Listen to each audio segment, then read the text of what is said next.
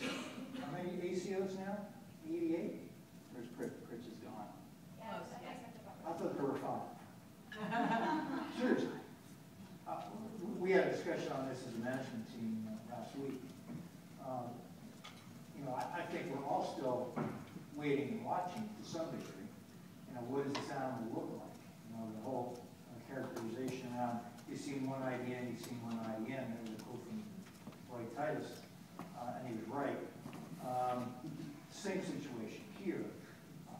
We're more focused around orientation and education, getting people up to speed with just the acronyms that are out there now and will come forth. But as I said in my comments, I'm much more concerned around how we address it from an education and development standpoint initially. We just can't afford to be embarrassed on the front end in the marketplace. It's going to be a stretch for probably a lot of our reps to be able to navigate in that arena, depending on where the arena is. It could be back into a lot of brick and mortar on the hospital side. I ask you a question for your reps. You mentioned acronyms. How the percentage, not a right or wrong answer, but roughly, how many of your reps you think understand the term ACO and could throw out what it stands for? Maybe 0 to 2%, John. That's not a surprising number for me at all. No. I mean, you could go deeper into the management parameter at this point. I think we're that front end. And I'm okay with that. I'm not embarrassed by where we are. I think everybody's right about the same spot. It's what Brian and I spoke at a national sales meeting about 2 months ago. Huge organization, I won't name them, but not one of their sales reps knew what an ACO was. I think that's it. What's a medical home? Exactly. So there's a big education process that I feel like is coming that, you know. What did you say, Brian? So that's why we're all here? Exactly. Anita, I'll let you take a stab at it. Yeah, I think probably what we're doing is what a lot of other people are doing is we're still trying to educate ourselves and educate our members. So, for example, when we come up with our international exhibition that's coming up in May, we've got some of these topics to try to train and have the conversation with our independent distributors so that they're getting it too. Because if you think about it, there's some of the larger national distributors who have a lot of resources to do, you know, marketing studies and things like that. If they're not all up to speed on it, I'm sure that the independent distributors aren't going to be. And that's where our role is to try to help them to understand and prepare their business for how they're going to navigate it. But I wouldn't say that we have an answer for that question today as far as what you need to do in order to get in the front end of it. How much do you think your members will be depending on the manufacturers to help them with this? Oh, I think they will be. I mean, I think they're certainly going to turn to them for guidance, and I think to a lot of the points and some of the things that John was talking about earlier too, even when it comes to GPOs and seeing more, you know, alternate sites participating in GPOs. I think the manufacturers have a lot of the power in that because that's where the policing happens on what happens with pricing, and is it, you know, what tier of pricing gets into the alternate care site versus acute care. So I think they're similar, you know, not related necessarily topics, but I think the manufacturers are going to be very important in that. I think I'm going to try to flesh it out a little bit insidiously. We do a lot of work with our customer base with formal business reviews that are very detailed and very metric oriented in terms of measuring performance.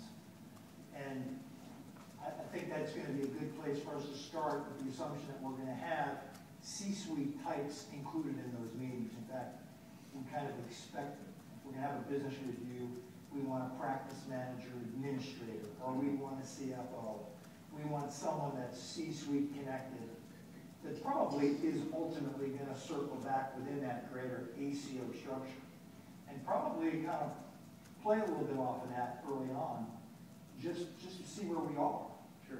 Just to see if those people have an understanding of how they fit in a larger ACO continuum, so to speak. Just before we go any further, I want to make one comment to the panel and to the group. Last year, when I did the panel with the executives, I went down and asked every person every question, and my folks got on to me about that. So I'm not doing that this year. But if there's a question that I ask and you think I want to jump in, please stop me and jump in.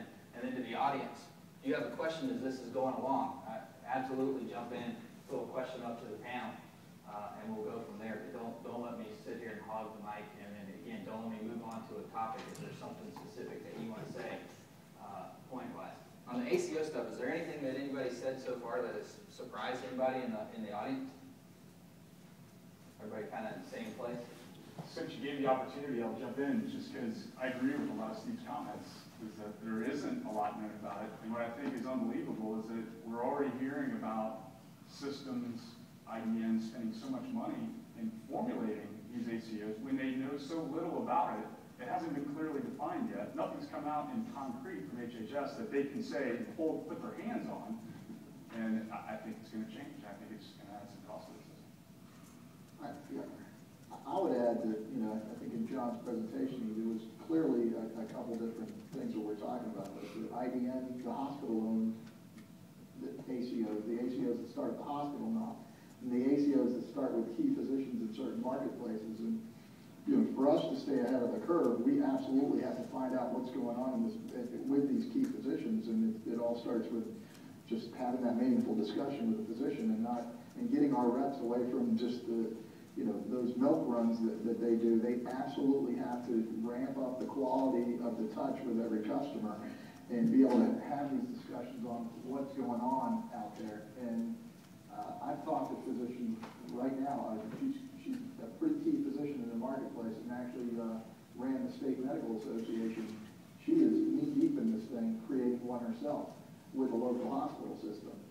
It's very well known. And I brought up, I was asking her very open-ended questions, and in there, just talking about the supply chain, that was the furthest thing, obviously, from what they're thinking about right now. But if we can be ahead of the curve and create our own space there, I believe that this is our opportunity at the beginning of this curve to do it. But you got to have those meaningful discussions and know who's the players. That's the key. I mean, and you're really relying on your field salespeople and your regional managers to do that. Just to kind of piggyback off of this, there's a question two down. What team strategies would you recommend when approaching a growing IDN or /